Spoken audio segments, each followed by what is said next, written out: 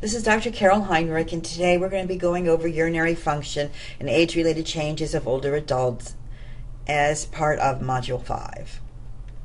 First, we're going to talk about bladder changes in older adults, and these are normally expected changes. So bladder capacity has a gradual decrease as someone ages, and again, it's been shown that more urine is produced at night, so you may have someone waking up during the night to void, and again, that is not disease related, but it's expected practice. Especially, a lot of it will depend on the amount of fluids that someone takes in at bedtime. Again, for women, as they progress through menopause, estrogen levels are dropping, so the tissues become thin and very friable and very easy to injure from any type of irritation. And again, the pelvic floor and muscle tone and function is a little bit lower than it was before. So again, we're going to be leaning in to what we'll be talking about incontinence in a few minutes. But just remember, even though the estrogen levels have been declining and these tissue changes take place, does not equate it to incontinence. Again, for men, prostatic hypertrophy, the prostate gland increases. And again, it's the risk. It's not, again, expected pattern of aging, but it does happen, and the prevalence is increasing as someone ages. And again, here is a clear myth that we have to get straight out right now. Incontinence is normal and not worth reporting to healthcare providers. That is a myth. That is not true. Incontinence is not normal. And again, a lot of older adults think, oh, I'm just getting old, this is what happens. And they don't report it to the healthcare provider. And again, treatment doesn't take place. Incontinence is not normal. All right, now we're going to be talking about some common problems and conditions, and one is acute incontinence. And again, it's just what it says. Person doesn't have control over urination. It is very sudden, and again, usually it's when someone is hospitalized and has something to do with medical or surgical conditions, but it usually resolves itself when the cause is corrected. Again, with hospitalization, upon discharge, it resolves. Again, often medications, if it's a new medication that someone is on, and again, it should always look at the side effects and see how it affects the elderly population. Chronic incontinence is much more common and is something that we see every day in the older adult population. Again, like on that previous slide, we talked about a lot of the older adults think that incontinence is normal, but it definitely is not, and it does require treatment for overall quality of life. This list just gives you an example of the various types of incontinence. Your book clearly provides definitions and examples of these. Nursing management, again, it's a in-depth history, functional assessment, look at the environment if someone is in the community-based setting, look for safety needs about access to the bathroom and throw rugs and steps. And again, a psychosocial assessment, because again, think of the feelings someone is experiencing if they do have stress incontinence in public places especially. Physical exam, looking for friability of the tissue in a female to see if there is any skin tears, skin damage, irritation. Again, take an evaluation of their bladder habits. Do they routinely go every so many hours, or do they just wait till they really feel they have to go? Then they have to hurry and try to get to the urine to the bathroom on time. Diagnosis, it diagnoses those types of incontinence.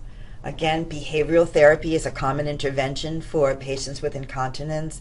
It can be done in acute care settings, long-term care settings, as well as in community-based settings. For people whose cognition is intact, you can do bladder retraining. By every so many hours, have them void and empty their bladder. The next 3 hours, have them void and empty their bladder. Then there's pelvic floor muscle exercises. Kegel exercises will help strengthen the muscles that control the voiding sphincters. So again, this person has to have cognition and be able to understand your directions and instructions, and then again be able to demonstrate and understand how this is done. For patients older adults that are cognitively impaired, again, you would have scheduled toileting again. Try to create habits. You have to make sure that they have adequate intake of fluids. Again, we know that the more a person takes in fluids, the more the person will have to void. So you have to make sure the person takes adequate fluids to maintain hydration balance. Fluid intake could be restricted at bedtime and during the evening, but again, if that does get implemented, make sure that the fluid intake during the daytime hours is adequate for a 24-hour period.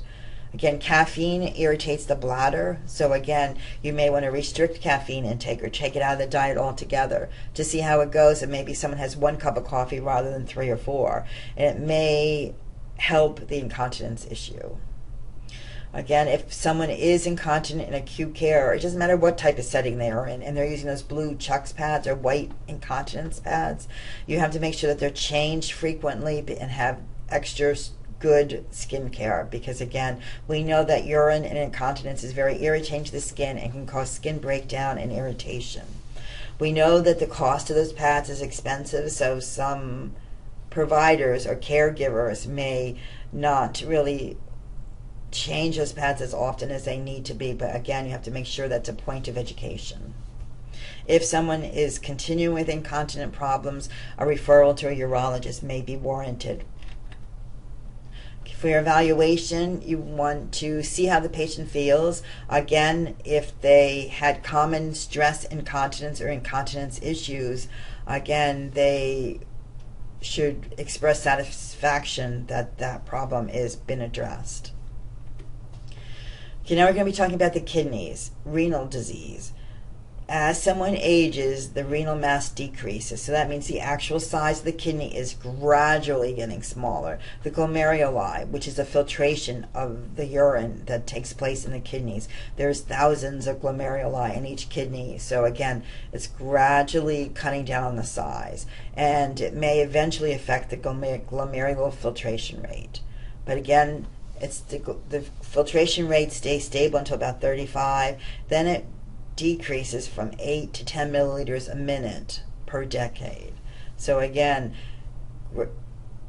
kidney output, urine output will be gradually decreasing, but again, it's not, the decrease is not drastic enough to cause kidney disease. So again, if there is changes in the creatinine and the BUN, and it is not a normal sign of aging, but again, definitely needs to be assessed, because again, medications and older adults are known, we've talked about it before, can be on multiple medications. And again, they have to be metabolized through the liver, excreted through the kidney. So again, that dose may be adjusted, may be smaller for older adults. So keep that in mind. Again, when you're caring for older adults, check out the GFR, check out their kidney performance, and see if the medications need adjustment. Some of the more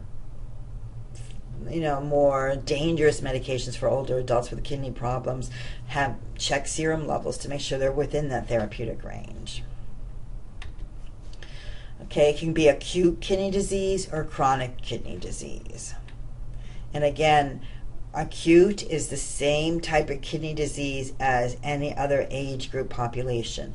It could be caused by hypovolemic, low blood volume, and going into acute tubular necrosis as a result of trauma or surgery, dehydration.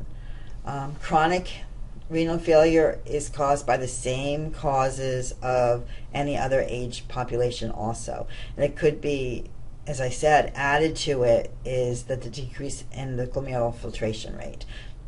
So again, in your management of someone with kidney disease, again, a history, physical exam, again, look to see what medications they are on or how many over-the-counter meds they're taking, because even Tylenol or the NSAIDs can cause insult to the kidneys. Intervention, again, fluid and electrolyte balance is key. So it's going to be daily weights, strict intake and output, monitoring potassium levels, because as we know in kidney disease, potassium levels rise. Again, you're going to be checking out all those electrolytes, the sodium, the potassium, the calcium, chlorides. Again, you're going to be looking for nephrotic symptoms. Again, look at the color, the clarity of the urine that is being produced. Right? Again, diet management, again, maybe restricted sodium, restricted potassium. This is not any different than any other age population. So again, the management of a patient with kidney disease is going to be the same as a middle-aged adult or a young adult. All right, they may have fatigue because remember your kidneys produce erythropoietin, again, which is needed for red blood cells, which adds to the oxygenation of your tissue, so someone may be tired and having low energy. So the evaluation, you're going to be make sure you monitor fluid output, all right, urine output, fluid intake, BUN, creatinine, as well as hematocrit. The treatment could be dialysis.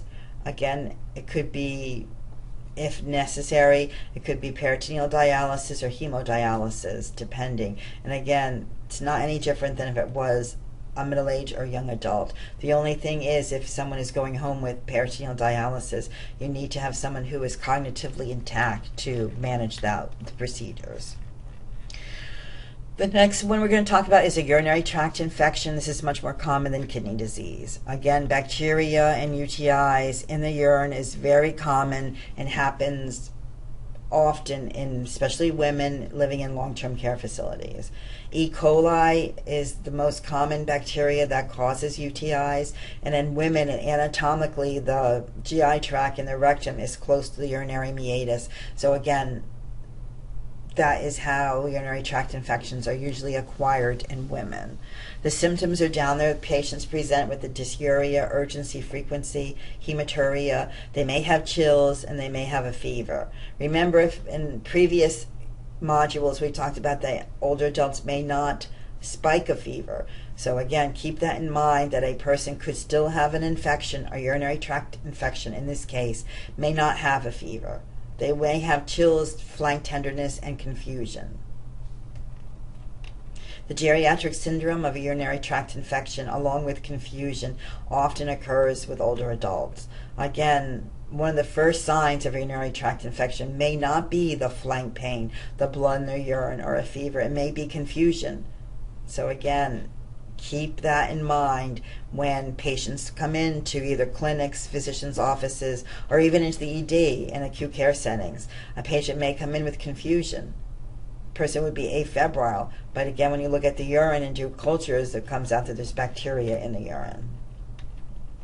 Again, would be a good management practice for, again, assessment. Again, mental status exam is always indicated. Again, you're going to be managing it. It's going to be good hygiene in the perineal area, especially for females. A lot of fluid intake. Take the medication as prescribed or administer it as prescribed. And again, you're going to be looking for signs of recurrent infection. Evaluation is when the person becomes asymptomatic.